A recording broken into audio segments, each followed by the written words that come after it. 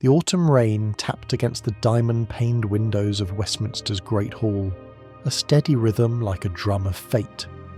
Chains scraped against the stone floor as Thomas Hartwell shuffled forward, every step echoing like a death knell.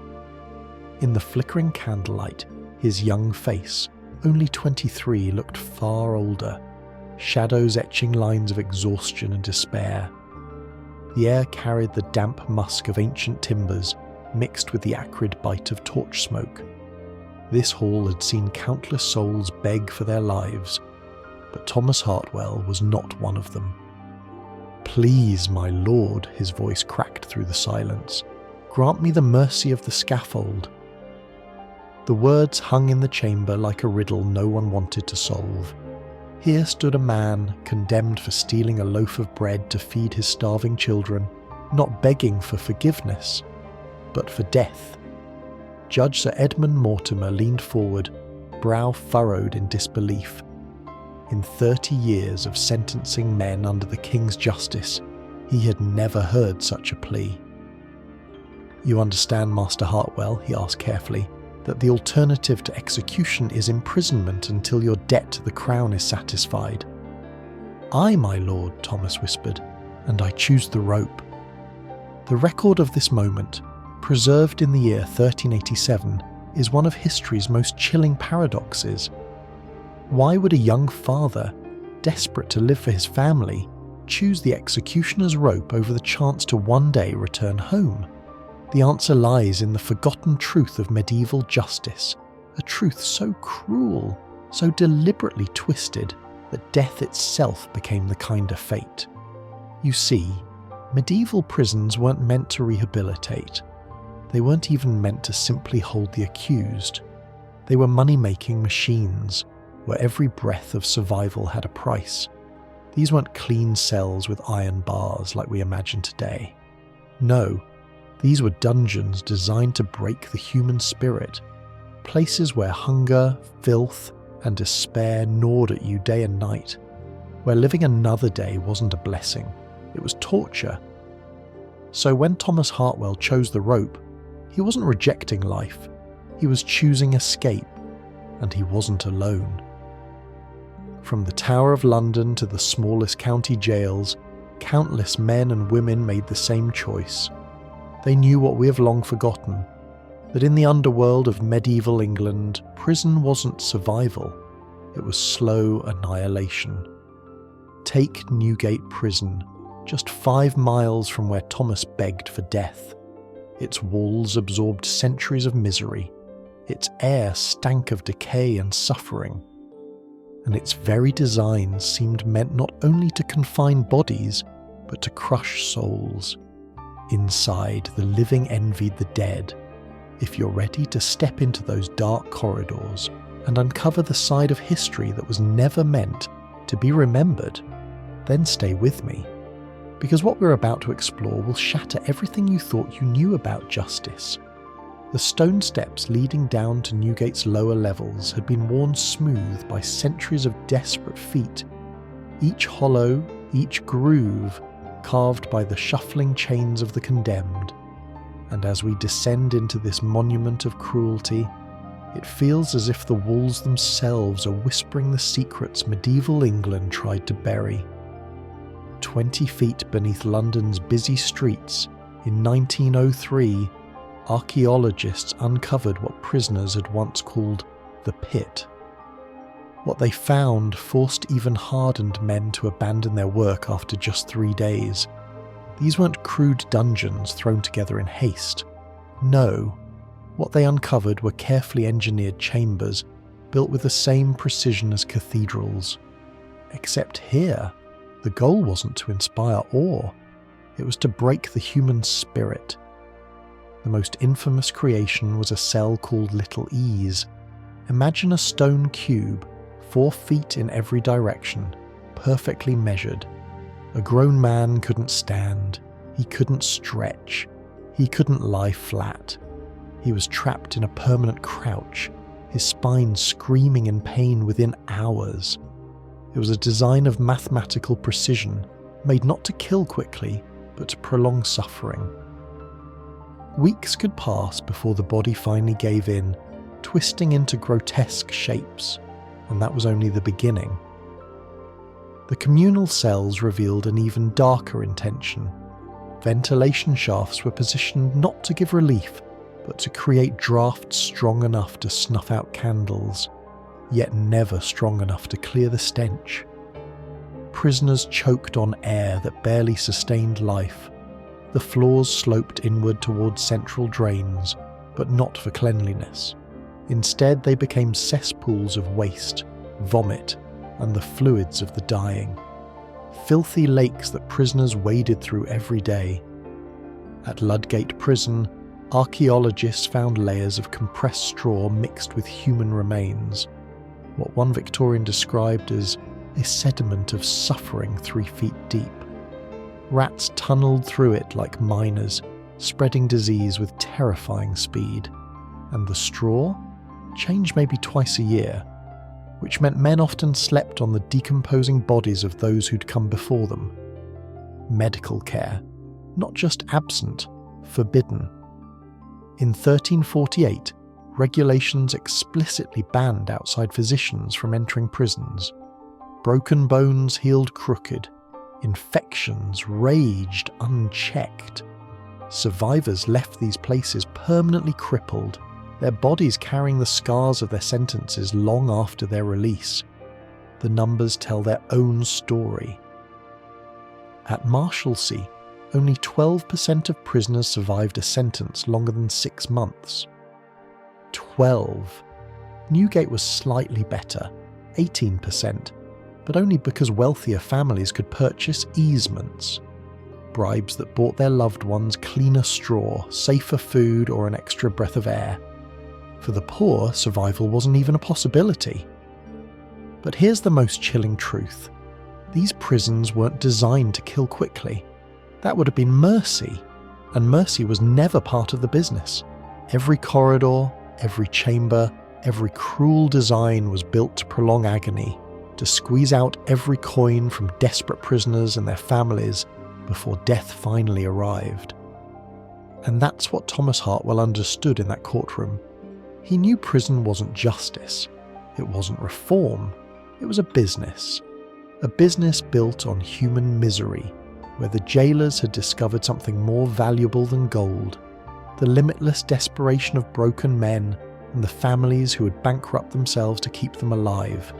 The desperation of families willing to sacrifice everything for a loved one's survival turned England's jailers into some of the wealthiest merchants in the realm.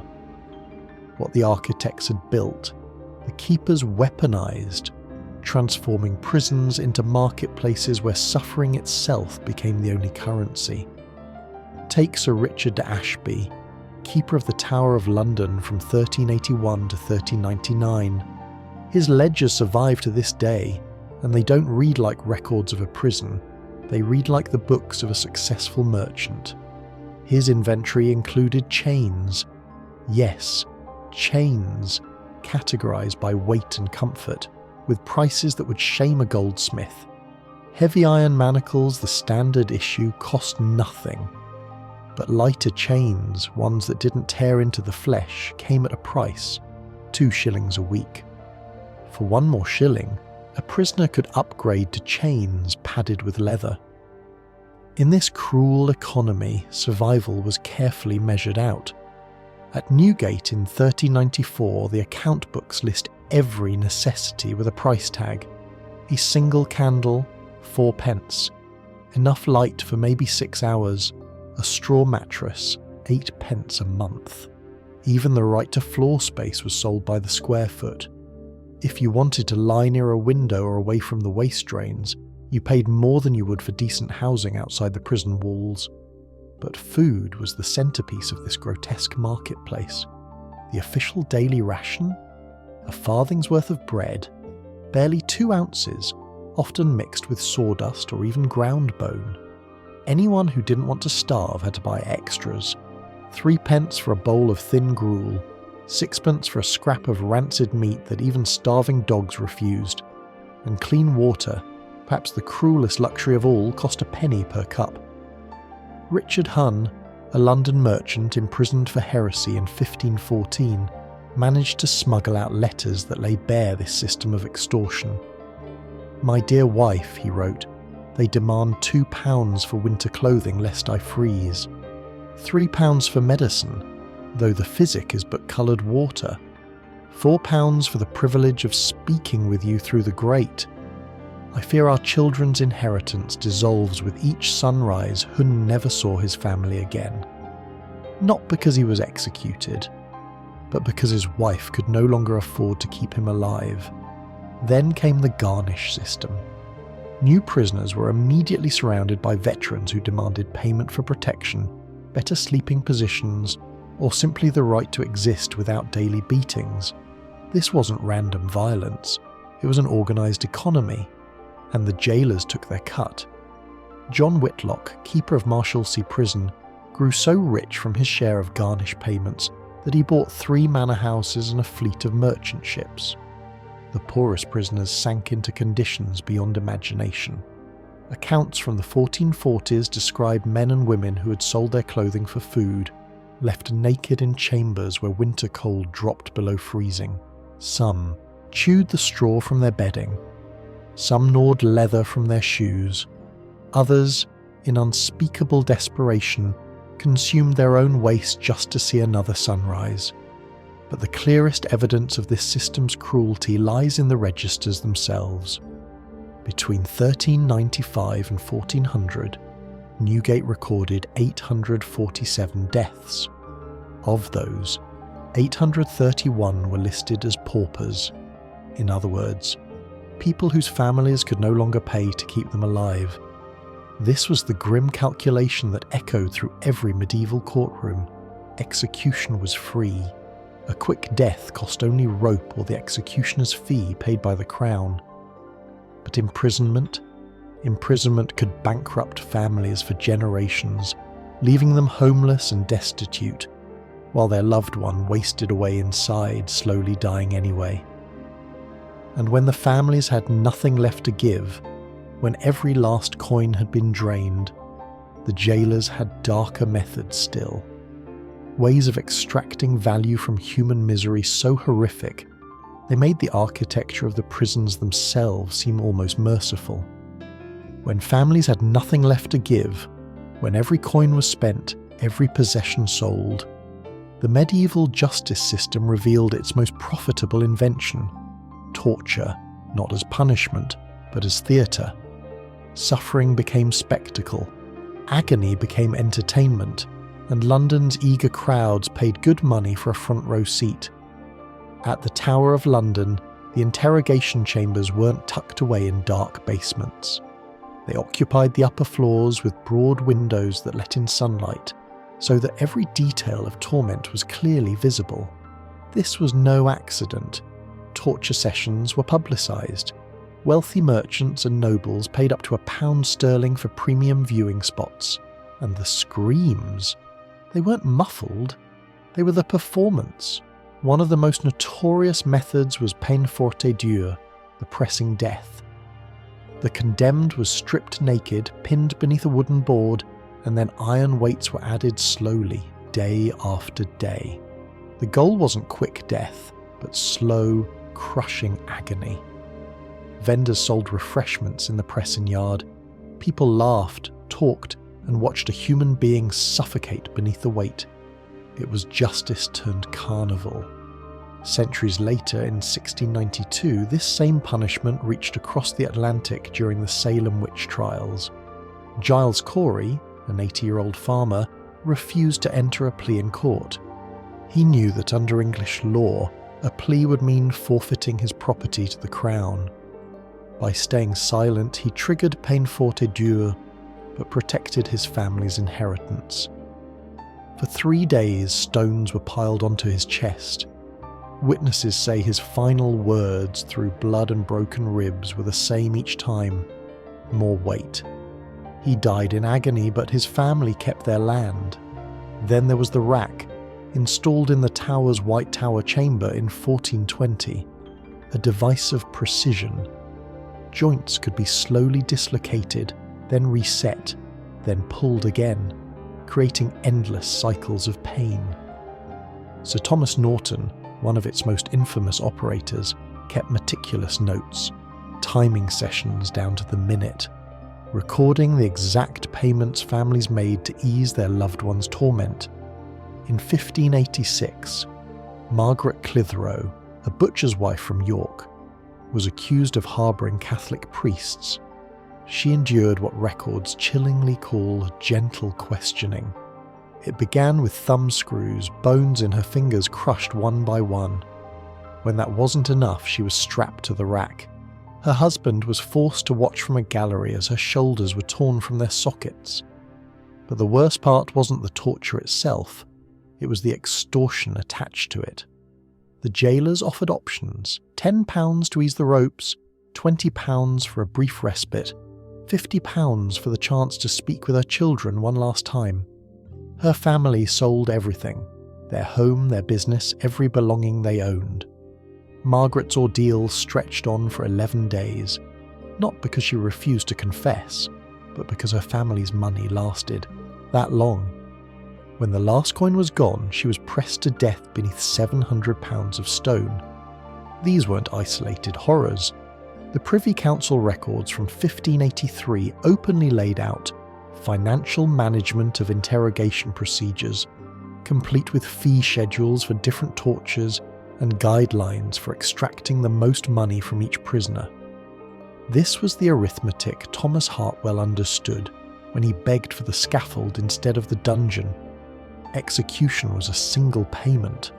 Torture was an endless debt, a machine that consumed families across generations until there was nothing left. And the most horrifying truth? Society embraced it. Crowds cheered it. Nobles funded it. The English crown sanctified it as justice, as morality, as law. A civilization convinced itself that suffering was not only necessary but righteous. In the cold mathematics of survival that ruled medieval England, Thomas Hartwell's choice was not madness. It was the most rational decision a condemned man could make. The ledgers of human suffering had already proven what generations of prisoners before him had learned. Death was not the cruelest fate the law could offer. The cruelty extended far beyond prison walls. Within weeks of Thomas's sentencing, his wife faced the knock of neighbours delivering their verdict. Association with a prisoner's family meant financial ruin. In a system of collective responsibility, one family's bankruptcy could drag down an entire community. Thomas's children were expelled from school. Merchants refused to extend credit. Even the church began collecting tithes with hesitation. This was social death, carefully designed to come before the physical one. Court records from Canterbury show that nearly 60% of prisoners' families formally disowned them within the first month of incarceration, not from lack of love, but from the sheer need to survive. And then came the spiritual calculation. The church taught that a man who died slowly in prison, rotting in filth and despair, risked eternal damnation. His final thoughts, poisoned by bitterness, could corrupt his soul. But execution, swift and public, offered what priests called the grace of preparation. Time for confession, last rites, and a clean death that preserved hope of salvation. William Ashford, sentenced in 1401, left behind a letter to his family that captured this terrible choice. I choose the rope not from fear of suffering, but from love of God and love of you. In prison, I would die slowly, cursing my fate, and lose my soul to despair, while you lost everything trying to keep me alive. On the scaffold, I die quickly. My last words a prayer for your forgiveness and God's mercy. Which death honours him better? Which serves you better? The statistics confirm it. Between 1380 and 1450, executions, botched as they often were, lasted an average of 18 minutes from sentencing to death. By contrast, prisoners sentenced until satisfaction of debt survived, on average, 4 months and 11 days. 4 months of agony, financial ruin, and slow decay. And it was no accident. The Chancery rolls revealed chilling calculations comparing the cost of executions versus imprisonment. One entry from 1394 notes that each execution saved the Crown £37 in expenses. The system was designed not merely to punish, but to make death seem like the only sensible option. Robert Manning, a clerk imprisoned in 1456, smuggled out a testament that put it plainly: "They have made prison worse than hell itself, so that death becomes mercy. I do not die because I fear life, but because they have made life unbearable for any who cannot pay. This is not justice. It is a machine to kill the poor while enriching the wicked, and indeed the records show the divide. Wealthy prisoners almost never chose execution. With money they could buy comfort, medical care, and eventual release. The scaffold was only for the poor, for those the law claimed to protect, yet crushed instead." Thomas Hartwell died on a Tuesday morning in November of 1387. His neck snapped quickly beneath the hangman's rope. His last words, recorded by the priest at his side, were not a confession of guilt, but a blessing for his children, a prayer that they might one day live in a world where justice served mercy rather than profit. He could not have known it, but his choice, and the choices of countless others, helped expose a system so corrupt that even medieval England was eventually forced to abandon it. And yet, in choosing death over a life engineered to strip away his dignity, Thomas achieved something his tormentors never intended. He preserved his humanity. He proved that even in the darkest corners of history, the human spirit could still choose dignity over degradation, love over survival, and meaning over mere existence.